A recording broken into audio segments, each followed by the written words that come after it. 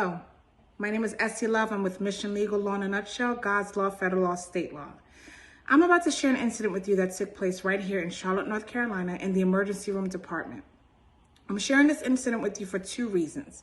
One, for awareness, that you as an individual will be aware when you go into a facility, a medical facility, and know what's going on with you, why you should ask questions and pay attention. Two, for you to speak up. So if this has happened to you before, if you know somebody that has happened to, speak up, say something.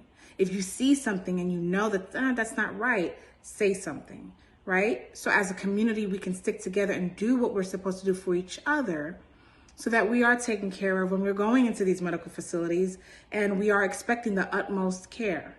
So I'm sharing it for those reasons. And if any part of this story resonates with you, I would ask that you would comment below and speak up. Okay, so an incident occurred at Atrium Health, Carolina's Medical Center, emergency room department in Charlotte, North Carolina, where the patient's best interest and well-being had been violated. And conflict arose, as stated in the Atrium's Code of Ethics, regarding the delivery of healthcare services. Reports of inconsistencies and inaccuracies in the patient's care can actually be noted. The patient was treated without adequate diagnostic testing and, when inquired about the same, was given false and confusing information. Moreover, the patient expressed having undergone invasive procedures without being informed of what was introduced and why, and when questions were posed to the medical professional, the patient received no reply.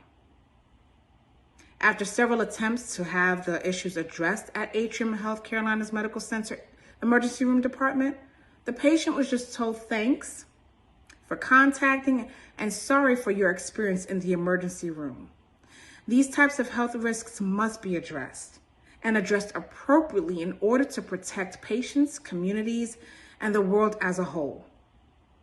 You know, patients have the right to be given respect, to be treated with dignity, regardless of their race, ethnicity, nationality, or religion. How would you feel if you or someone you love were exposed to these healthcare risks, whether it's physically, emotionally, or mentally? In a time of health uncertainty and vulnerability, how would you feel? What would you do?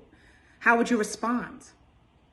Let's make an impact for change in the healthcare system and save lives, our communities, and nation, and the world. I'm standing up. Won't you?